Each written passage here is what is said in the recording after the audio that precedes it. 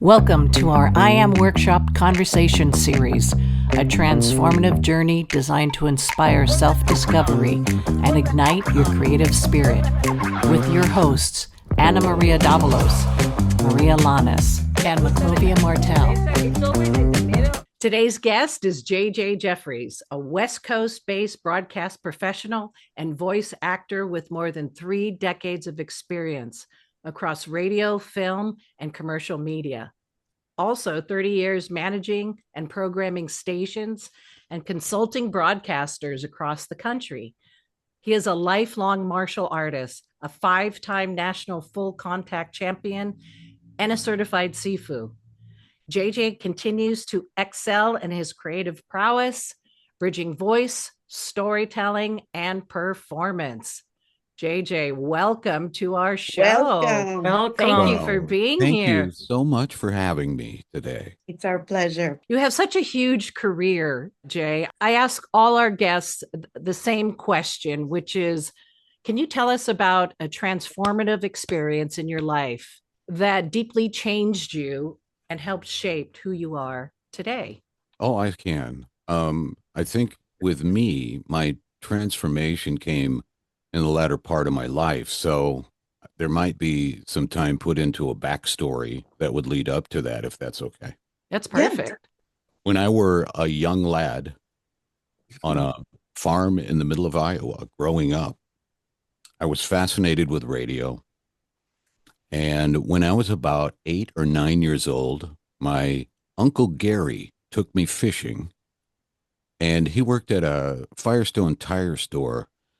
And after fishing, we went to the store, and I think I've always suspected that he stole these headphones, but he grabbed some headphones off the shelf in the store and said, "Do you want these?" And at the time, that was, like mid 70s, and they were AM FM headphones, and I took them. But now, now when I look back, I think he ripped the store off. But Did they look like the ones I'm wearing? they were huge. They were like, Right. yeah, yeah. So anyway, I wanted to do radio from the time I was 8 years old till I got into radio, and I had some really miraculous things that happened as I got into radio. How it worked out. I started out in a major market. I didn't have to work I didn't have to work the small markets and earn my way there. I was really fortunate to start out in Minneapolis right away. My first job was there, and then I bounced back and forth between Minnesota and California and Minnesota again, and then to Arizona, where I was for quite a while in Phoenix. So I had a really successful career, and it it became, I don't want to say boring, because I always felt through all those years that I was getting paid to do something, and I couldn't believe I was getting paid. And Yeah. that was true in the first part of my career when I was making $1,000 a month and thought I was rich. Mhm. To the latter part where I became a vice president of, a regional vice president for a company. And, I was making a ton of money, but it wasn't settling with me. Um, Mhm. I've always been a very creative individual. I've always had a creative side to me, and there needs to be an outlet for that. And when I finally got to the point where I had I had reached a vice president in a company, it wasn't fun.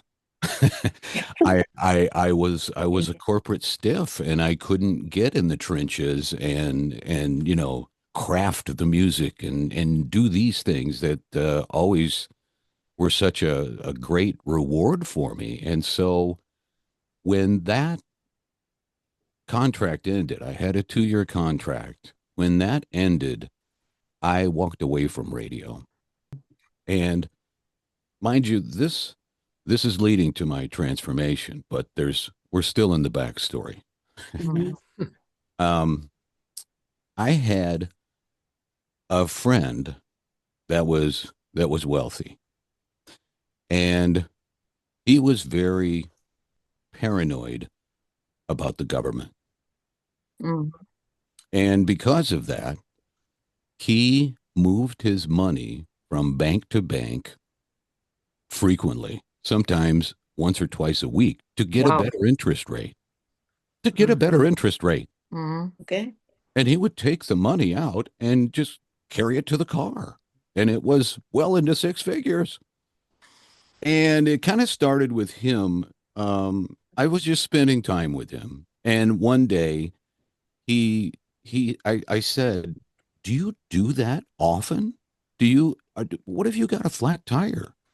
And he moved to Arizona eventually. And I said, you're going to be in the middle of the Arizona desert and coyotes are going to get you, you know? And he said, can you carry a gun? Oh, Well, okay. I guess I could, but at least let me ride along with you and I could, get help or something. So that kind of started. And while we were doing that, this was probably 2006 or 2007, probably. I was at his place. He lived at the time in Murrieta. And we are at a sushi restaurant. We decided to go to a sushi restaurant and have a bite to eat. I was starving. I never I won't get into it, but I never got the food I needed when I hung out with him because he never ate. But anyway, we were getting a bite to eat, and on the left of me at the sushi bar is a man and a woman, and they're partying it up. And they had brought salsa from home to the sushi bar. And who does that? Really? Nobody. Lolly, Annie? No? No. Okay. Not yet. And they'd probably, they were probably a couple of sheets to the wind already when I sat down. And they offered me some salsa. And then the conversation started. And it came out where this guy said, so what do you do? What do you do? And I said, well, I kind of do, hang out with this guy and make sure he's safe. And I've done this and I've done this and I've done martial arts. You've done martial arts? What do you do? So I explained to him the martial arts. And he said, Mhm. you know what? You should take my job. I'm a bodyguard. And I said, No. Oh. what? Excuse me? What do you mean? And he said, I do bodyguard, but we're here and we're drunk tonight because my girlfriend and we just won custody of my four daughters and I'm not going to be able to do my job anymore. So you should take my job. No. Okay. Oh my God. All right. So that night ended. And at the end of the night, in Southern California, when somebody says, I'll call you tomorrow, you kind of like, Sure. okay, sure. And he did. The next morning he called and he recounted every part of the conversation from the night before. And he got me a job. So I started doing executive protection, it's called, in Los Angeles. This was probably 2009 now. Uh-huh. And and that burgeoned. I did that and I went back to Phoenix and I got on a full-time crew where we were in charge of a billionaire's safety for a couple of years and I did all kinds of stuff. So that led into contract work. The contracts got bigger and bigger and more risky, more scary sometimes. And in 2012, I was diagnosed with post-traumatic stress disorder as a result of some of that work. Right. Mm-hmm. And I went into a long period of darkness in my life. And Mhm. just not only depressed and not feeling a whole lot of worth for my life, Mhm. but medicated. Yeah. And Yep. Deals. yeah, Yeah. Like and, pharmaceuticals. yeah, pharmaceuticals. And I can remember a turning point was when I was working a contract, and one of the guys that I was working with, we're we're behind cover. We're at a job. Uh-huh. And he looks at me and he says, you know, with that PTSD, they have you on medication, don't they? I said, yeah. He's like, you understand that that medication doesn't heal you. You Mhm. understand that that just masks the problem that you need to solve. Mhm. The Band-Aid. I had no idea. I had no idea. And that was the beginning of my transformation. Um, my eyes were open to a lot of things. uh, Yeah. but especially, I consider myself a big pharma survivor because Mhm. um, I think I would say 10 years of darkness, I call it. If I were to write a book, I would write about that 10 years of darkness and coming out the other side, a completely different, better, individual. Um, it was, um, it was very, very dark. And there was a point during that dark period where two things happened. One, I realized that I didn't want to feel that way anymore. Mhm. I don't want to feel like this anymore. Can I And ask you a question? Sorry Yeah. to interrupt you. Were you taking antidepressives by any chance, or what were the kind of pills that made you feel down? Because I was thinking an antidepressive doesn't let you have the anxiety. yeah, but I had both. I had an SSRI and a benzo Uh-huh. that I Mm-hmm. was taking. Mm-hmm. And in, I want to say 2016, I went off of those. And Okay. my doctor that had been, I'd been meeting with, I said, these medications, I can't take these anymore because I'm not getting better. And I need to get to the root of why I feel what I feel. And I Mhm. don't feel anything with the SSRIs, for example. And he said, if you go off that SSRI, you will die. Wow. What? If you go off those medications, you could suffer a stroke or a heart attack. And And you didn't know this before you started taking them I didn't at know all. it, but I also suspected that he might not want me to get off because he might be getting greased. Yeah. That was my thought. But I went off of those, and it was intense. It felt at times when I got off the SSRIs that I was getting jumper cables in my temples on each Like side of my head like and electricity. electric shocks, and I'd be in the middle of a sentence and it would just stop. I'd forget what I was talking about, and that lasted for probably a year after I went off those meds. You And got off completely or little by little because you're supposed to go space by space, but if you cut them off completely, maybe it was because of that or not. it was because of that, but I didn't Uh-huh. want to be on it any longer either. So Yeah. I went cold turkey on the SSRIs, and that's what the brain shocks were from. And then the benzos, um, I don't remember. I had a plan, and I think I did a half a milligram down every 2 months. And it was probably a 9 month process, but each time I went down a little bit more, and it I don't remember. I've talked to other guys that did what I did, and they were like, "Oh, it was awful when I got off the benzos," and I didn't really feel anything like that. I did search for a long time for something that would help with the anxiety, and there were. I tried taking a lot of vitamin B. They were Hmm. Mhm. saying maybe you lack vitamin B. Yeah. And so I would take a lot of vitamin B, but I got a rash. So I couldn't do that. And then I discovered that the benzos didn't allow the GABA in my brain past the barrier, the thin barrier to reach where it needed to go to Mm. help me or to heal me. And so I started taking GABA.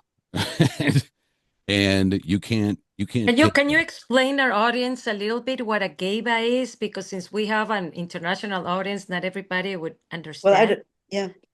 GABA is a element in our brain that communicates, and I'm not a doctor, but Mm. Mhm. to the best of my knowledge, it communicates with the pleasure center in our brain, the um, where the serotonin Right.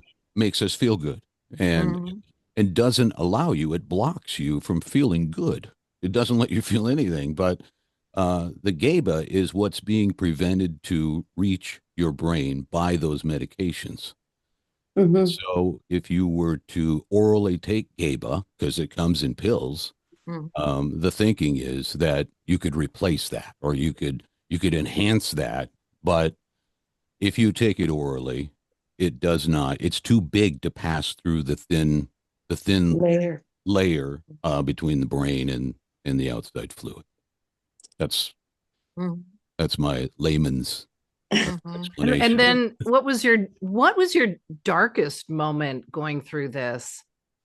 I had two different episodes where I didn't want to be here anymore. Mhm. Like suicidal thoughts? And Mhm. I was in the hospital once. Uh, that was a real eye-opening experience where I was in lockdown, and Mhm. I saw I saw a lot of other people that were probably worse off than me. Mm. And I can remember they would have us go to groups, and you'd have to attend these groups to show your progress so you could eventually get out. And I Wow. can remember one of the first groups, I had an out of body experience because I actually spoke up in a group with people that I didn't know, and I never do that. But I remember the instructor or the counselor said, "What is the unique thing about depression for human beings?" And I Mhm. thought for a second, and I just blurted out, "We choose it." Huh. And he's like, "Exactly right. Mhm. That's exactly right." Mm. Mhm. uh, It's our mind. One question. When you got into this big depression, was that after you were off the pills or before you got into the pills? no, it was before, and Okay. Okay. I remained that way while I was on the meds. I just didn't feel like doing anything. I didn't feel like doing myself in, and I didn't feel like doing anything else either. So Uh-huh. That's uh, very interesting. Yeah. it just numbed me. Yeah, and Mm-hmm. that's really I think what it's supposed to do. But Mm-hmm. Right. It's a numbing process until you can get out of whatever it is yeah, that you're Mm-hmm. going through. And when you got out of those pills, did you start to feel the same, like those with the same suicidal thoughts or that sensitivity as before, or it was different? well, that's where the transformation started Uh-huh. because I had been in a relationship, and it was it ended like the Hindenburg crash. And that was not the first time that it happened. And it hurt me so. And I was off the medication, so I felt it even more.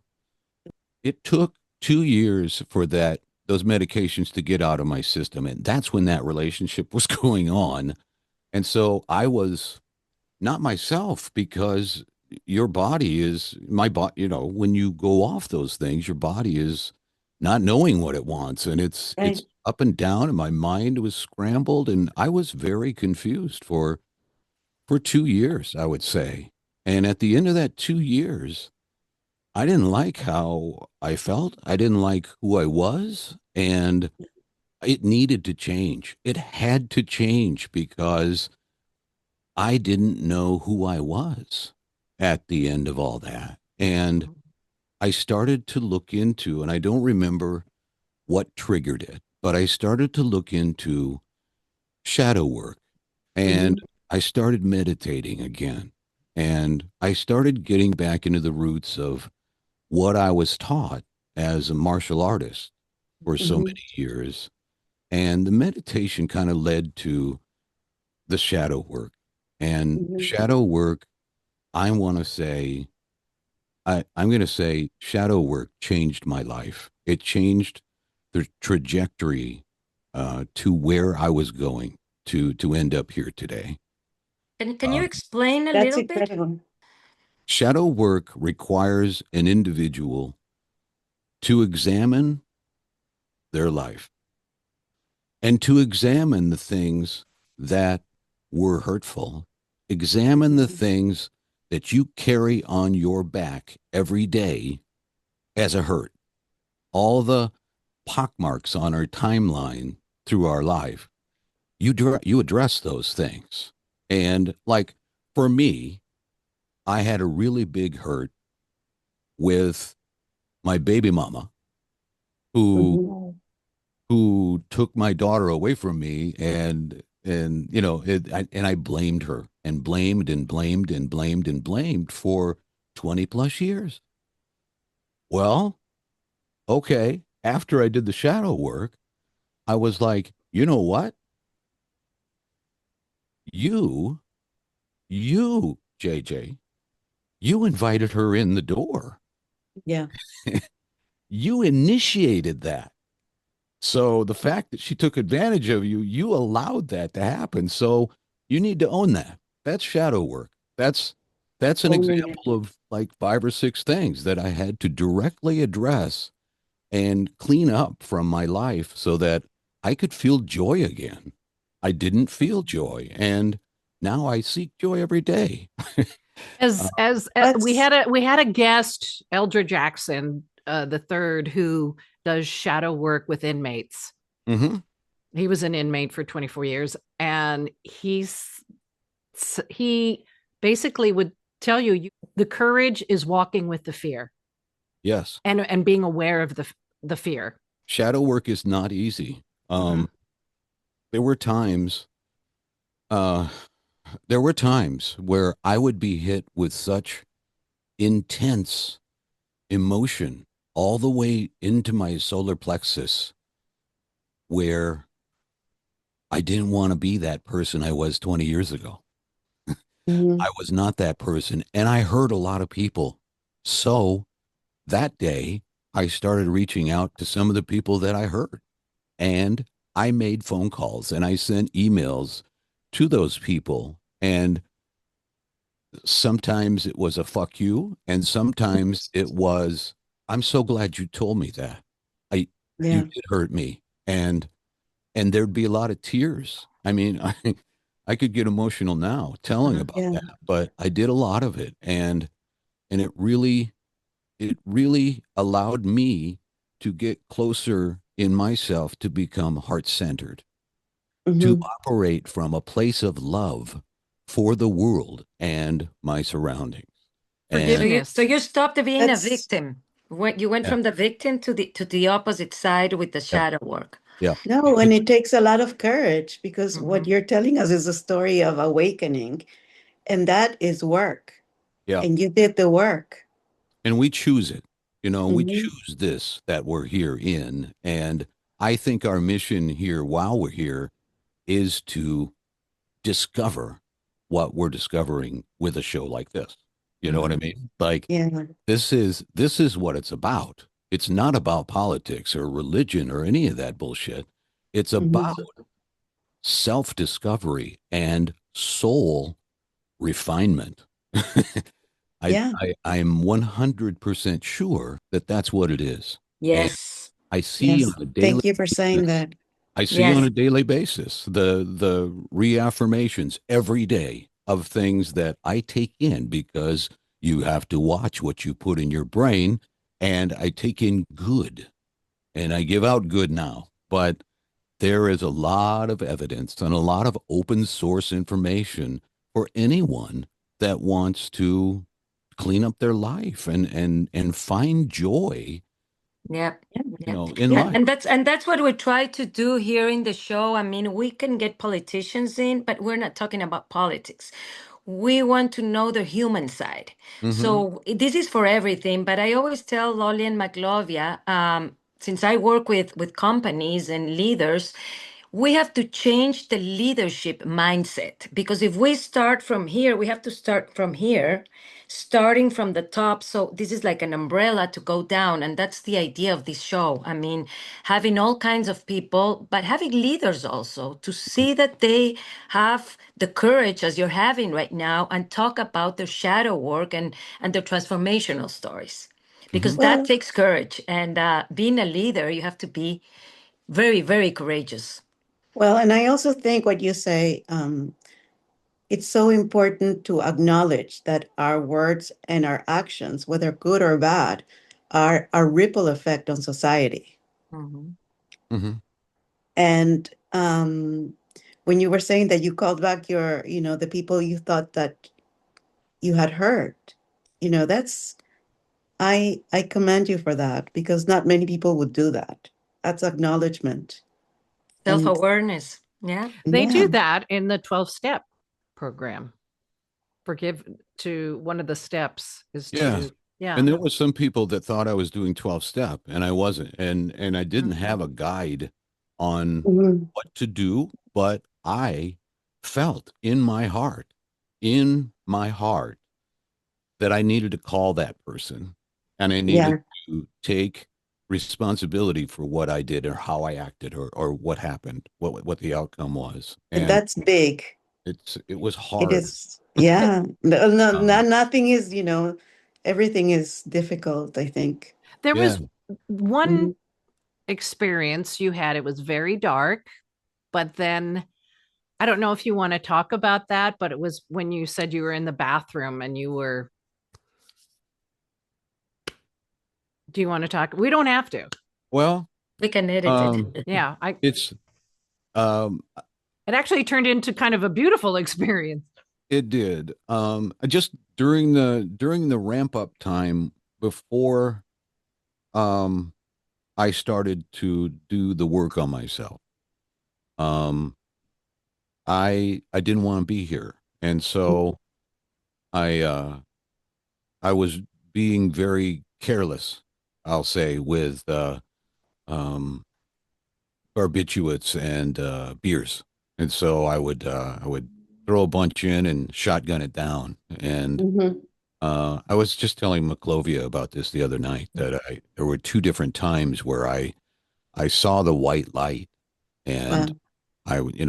on the floor of the bathroom, I saw the white light and it was temporary, but Mhm. it is indescribable of how the white light looks.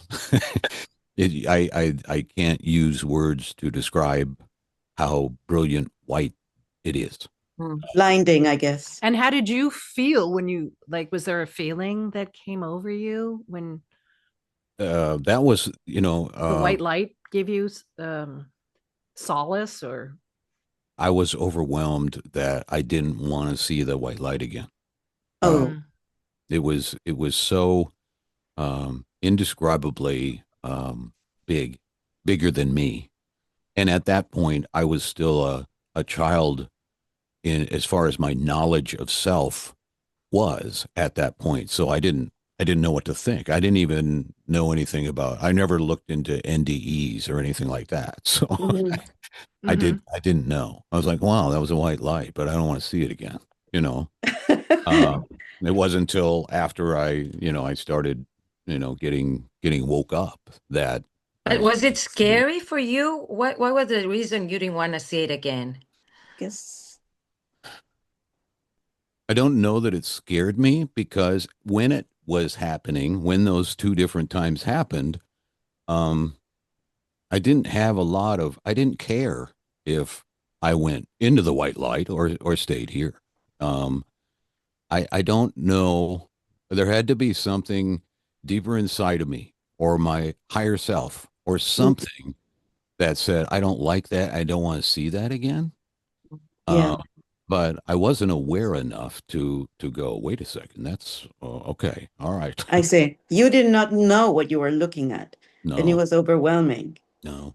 Yeah. And I You, mean, I think that it's so good. I mean, thank you for sharing these stories because this is such a lonely path, right? I mean, what you're describing, I've also been, had those feelings, but at those moments we feel alone. And when we open up that subject, it's not so lonely anymore. Hmm. I have noticed in the now, I have noticed that my list of friends has grown smaller, and not Hmm. because I've called or they've called me and we've said F off. No, I believe my frequency is different now, and I operate at a higher frequency. So mhm. Hmm. I don't relate with the people that want me to be the person I was 20 years ago, Right. and we don't resonate when we do Mm. talk. So Exactly. it just kind of it weeds itself out, I think. Yeah. You're I, in FM and they are in AM yeah, stereo. Yeah, that yeah, happens. Literally. Yeah, yeah. Mhm. it's evolution. We evolve, we change. We're not the same person that we were yesterday. At that time, were you doing protection work? Were you doing the executive protection, or were you thinking about transitioning from there Um, when these dark moments were no, happening? no, this was before that. Mhm. Um, I was taking it really hard about my daughter. Hmm. It was my thought from the time I woke up to the time I closed my eyes, and I dreamt about it probably. It was during that period of time, and then um, maybe a year later is when all that stuff happened, um, with getting the EP work in Los Angeles, and that whole ball started rolling. Hmm. Um, it was the first couple of years, um, where I was doing some really high grade work, unmedicated and completely depressed. Yeah, you were taking Um, everything raw. yeah, and and then in 2012, when somebody told me to go to the doctor and get checked, that's when everything changed. They put me on the medication, but Mhm. there's um, um, a backdraft to going on the medication, because then I didn't care so much about anything, that Hmm. personal safety was out the window. It was like, sure, I'll do that contract. Sure, let's go. Everything was an adventure for you. I'll Mhm. try Yeah, it. There was no yeah, feeling of fear because you were You didn't care if you were here or not. that and feeling was coated with a Mhm. pill. Mhm. and I And think I think at that point I had rejected the radio career that I had. I wanted to do something more in another field, and just completely abandon uh, that side of me and create a new one, because I didn't want to be that person anymore. But I didn't know exactly. why. So yeah. But The I big think one. it's funny, you finish your career in broadcasting, you go with your friend to the desert in a kind of like to make sure that he's okay, protecting him. And then, life is funny. You just transitioned into doing that full time. And Hmm. then your friends drop off. Your Yeah. friends just start Yeah. falling Yeah. away. Yeah. And Well, and the music in the music industry itself, you're only as what should I say? You're only as valuable as long as you're needed. Mhm. right.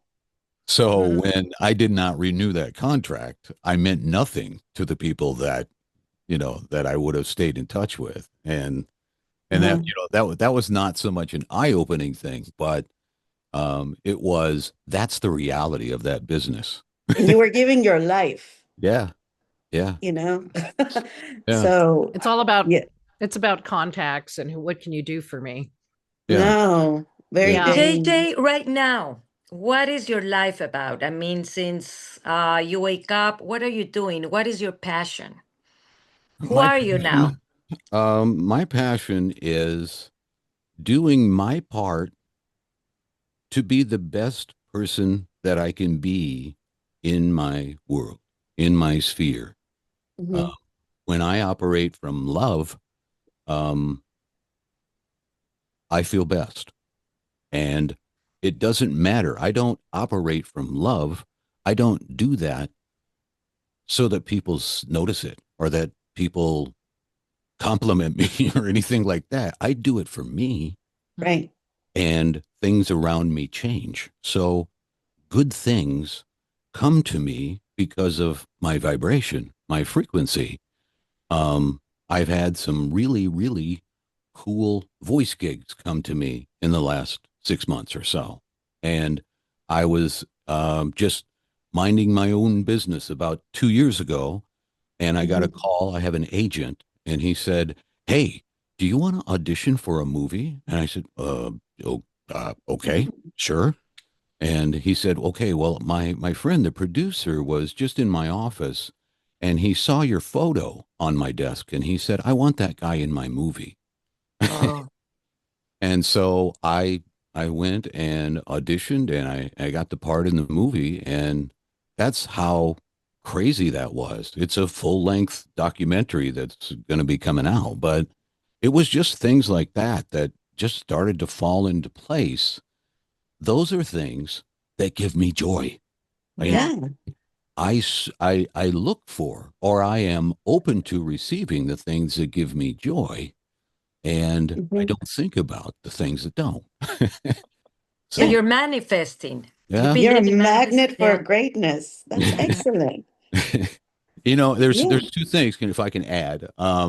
In the middle of that shadow work, I think I told Maclovia this the other night, but in the middle of that shadow work, when I was really, really feeling deep conviction in my heart to change Mhm. myself. And then on the other side of that, where I was, when I started and I said that I called all those people and I acknowledged the things that I did, it was deep, deep sorrow that I felt in my being.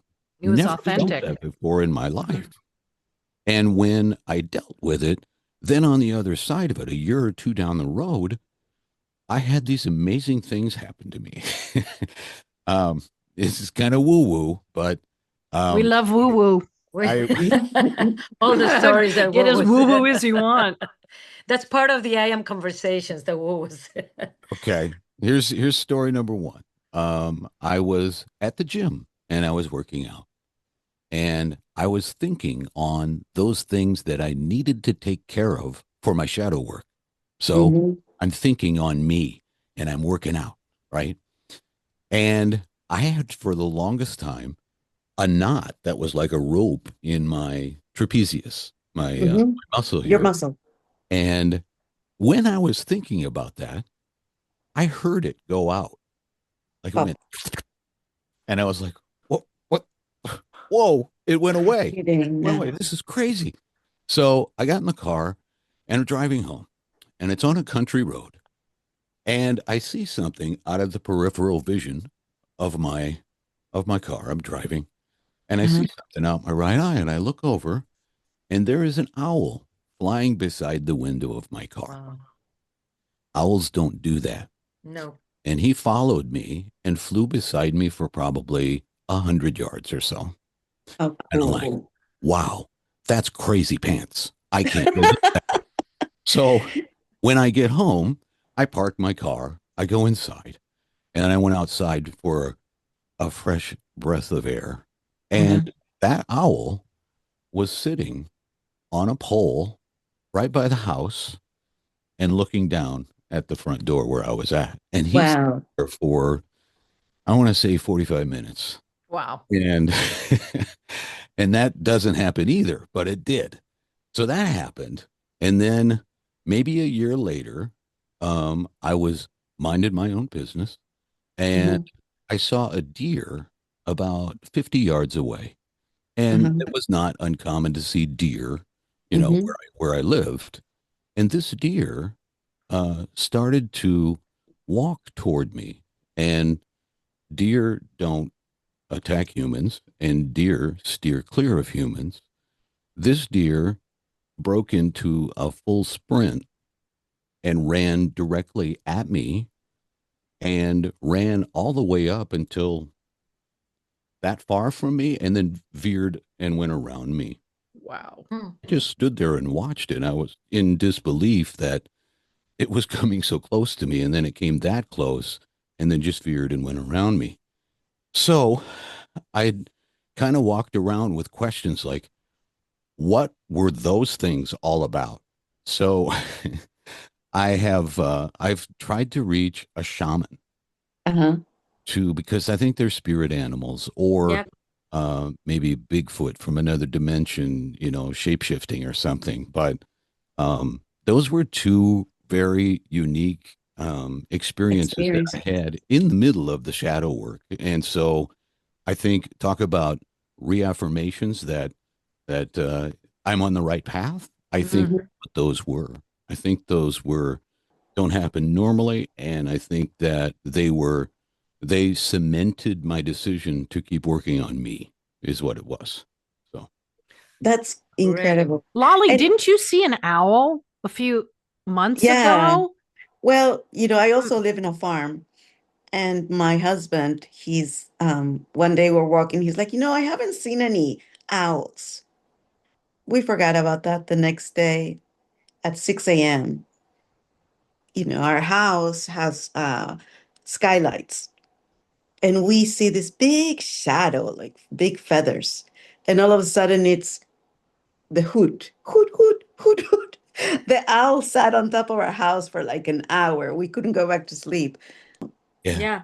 And Just don't we know have what all it. these weird things. I mean, it's normal. The thing is that not normal, but people don't want to talk about it. My husband Oh, talks to an owl and think it's his sister, and every time he thinks of his sister, the owl comes around. But these kind of stories, living in the 3D, how we say, it sounds yeah. they don't well, like to talk about I it. like it. And it keeps us moving forward with a good hope. But I have a question. So, do you still deal with the PTSD? Did that go away? Or does I don't that? think it ever goes away completely, but the the shadow work also went into that kind of work, and Mhm, I I had to realize that I was the one that decided to do that and stop blaming other people for the way that I felt. And the same applied to that kind of work as it did, people that I dated or, was in business with all the years. So mhm. there was a responsibility that I had to deal with that stuff too. And it doesn't mean that it completely cleared it out, but certainly I don't carry that stuff like I did, so I don't feel the PTSD as much as I did then. It's not And so intense. yeah, Now you yeah, recognize it. You know how to manage it. I do, and I mean, there's still triggers, but I can minimize those triggers or be conscious of them, and avoid them Mhm. if I can, or whatever it is. But um, it was that was also shadow work, PTSD. Yeah, and the PTSD came from your work, also from your family, from your work, from. Well, I think that here's my take is I was raised in a fundamentalist Baptist home and a church that I would compare to Puritanism. Everything Okay. was a sin. Everything. Wow. And that religious dogma as I was growing up, I think that may have made me more susceptible Mm. to PTSD. I The really, guilt, Mhm. guilty of everything. Yeah, could yeah, be. yeah. Would you say that your life is a series of chapters or just like a continuous practice? I think it's chapters. I think there's a good four if it's a TV series is there's 4 episodes I think um that we could put together. Yeah. We And have to do the next chapter. And no, one question The we always Puritan do. wait, beginnings. wait. Oh, What? Loli, you have one question. Yeah. Yeah, no. What would you tell your little self? since you were talking about growing up in this Puritan church and what that carried, what would you tell yourself now? I would say it's about love more than any of that other bullshit. It's Mm-hmm. the rest is bullshit, and it's about love. And I won't get into my views on Christianity or anything like that, but the real the real of being on this planet is love. It's Mm-hmm. love, and love is what will change the collective consciousness from the nonsense that it is right now to what it used to be, in my opinion. And it starts with self-love. It does. It does. Yeah. And you said that you were missing creativity in your life. Has that changed? Have you how is it included in your life now? Well, you're Well, working in movies, but yeah. And that kind of, I left that out because I didn't really wrap up the whole transformation of work. I talked about my shadow work, but in the middle of a dangerous job that I was working, I mhm. just had a moment where I was like, I could be doing voice work. I'm so much more talented than this. And I don't think that I felt that way for two reasons. I was trying to get away from that person I was, and Mm-hmm. Mhm. I was medicated. And so I Mm. didn't see that value in me the whole time I was doing dangerous work.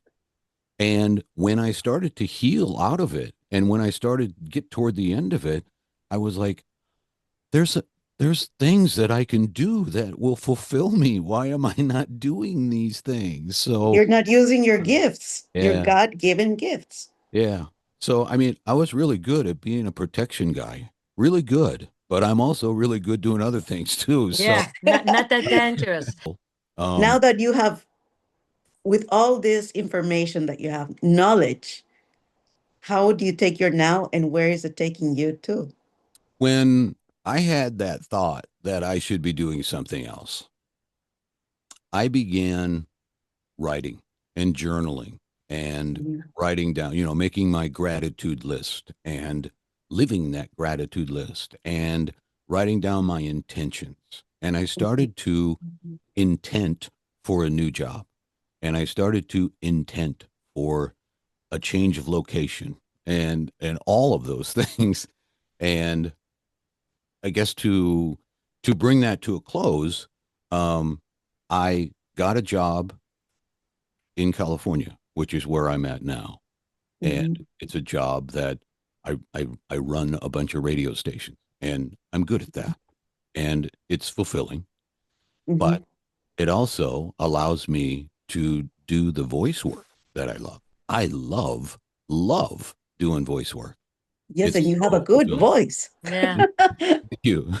the Um, speaker voice. but the things that the things that I wanted from a pure standpoint that would bring me joy, that the things that um, made me happy just fell into place. So all the way from the car that I wanted, it just showed up in my feed on online one day, and the job. I had just a friend call me out of the blue, and he's like, "Did you hear what happened in Chico? You should apply for that." Mm. I wasn't even looking for that job.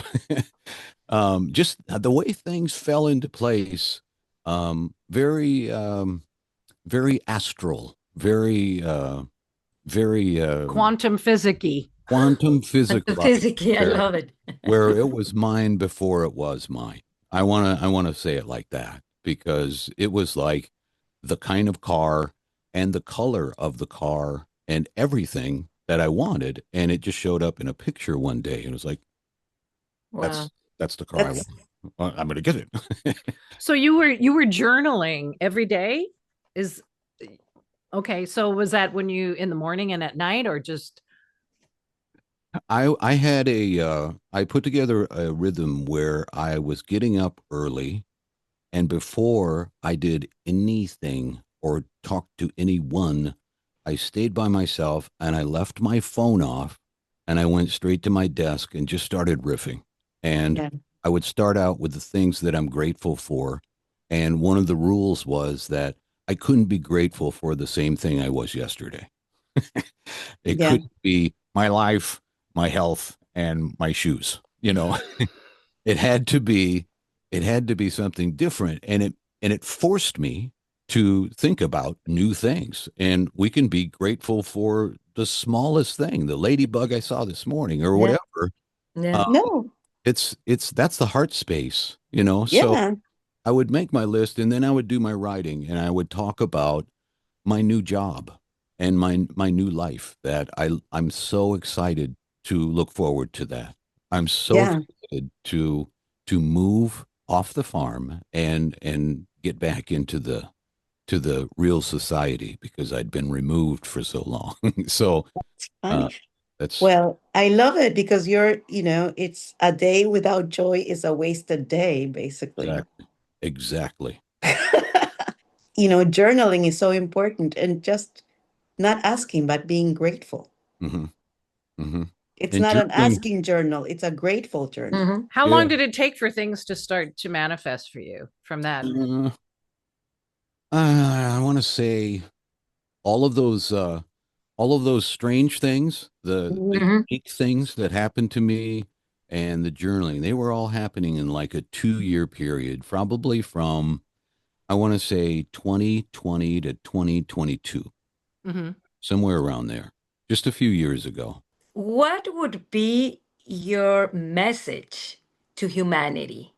After all you've been through, your transformational experience, if you could give one message, what would that be? We are powerful beings and we are programmed to not think that. We're programmed to think that other people or other things that we worship or we're told are in charge are powerful, but we are powerful beings and we choose how our day is going to be when we wake up. And when you choose the kind of life that you want, you get there by loving yourself and learning to love the world around you. It's about love. That's beautiful. It It's really is. beautiful, Jay. Yes, and it's meaningful. Thank you for sharing that. You It's a know, and I Maclo- hope switch. this It's helps. like turning on the Maclovia, switch. Maclovia, the cards, don't forget.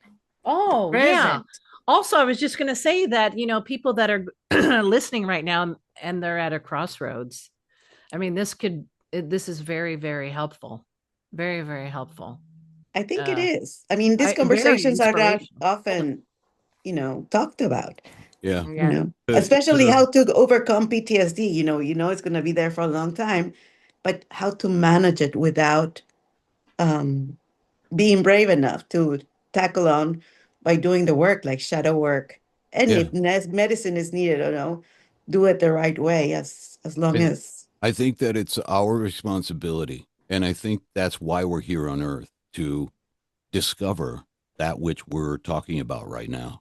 This is yeah, Mm-hmm. what it's about. It's about self-discovery and learning who you are or remembering who you are. I I was And love the trying to find, remembrance part. sorry.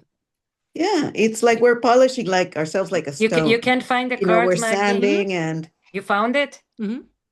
Yeah. And one more message, please, for all our audience. You can follow us in Spotify, Apple Apple. Podcasts, Audible, Mhm. Amazon, YouTube. Please And subscribe also yes, please like, subscribe, and and comment. comment. Jay, how would it be okay for people to get a hold of you? Do you have a website, an email, or do you want to keep that Secret. secretive? um, yeah, we can do email. Email would be fine. I'll put it in the description. Okay. Yeah, that's fine. I was trying to get my animal oracle cards because of what you were talking about, but my Oh, I have camera. them here. We can Do you have them? yes, I have the spiritual animal. Hold on a Can second. you grab them? Yes. Animal spirit. You know what? Annie, can you mix those and just pull a card for? Let me think in JJ. I'm just concentrating in you. Peaceful, prophetic, and patient. The lamp is the bearer of an important message. Its contents can only be heard when a deep level of quiet has been established. Lamp energy is the honest guidance you hear from an old friend, a young child, or sometimes a surprising stranger. Thought the lamp's message may channel through another person. The wisdom resonates within you. It will repeat and reverberate until you listen. Approach this gentle creature with utmost patience and reverence. Truth is a gift. Sit still, listen, and receive. That's the Mm-hmm. message to receive now. When in balance, there's knowingness and inner peace for you. When out of balance, quiet, timid, and concerned. To bring into balance, do a lot of meditation and listening. I think I don't know if that that's resonates. you. Wow, I think Thank you. that's beautiful. Perfect. Appreciate that. Perfect. JJ, thank you so much for Thank being on I Am you. Conversations. Thank you for the opportunity to Thank share. you. Absolutely. Thank you. And we keep in touch. Yes, we might have to have a part 2, the sequel, the J We'll sequel. do a part 2. That's JJ fine. sequel. Excellent. Thank you, Thank you, JJ. Have Jay. a good night. Thank you. Bye. Bye. Bye-bye. Bye. Bye.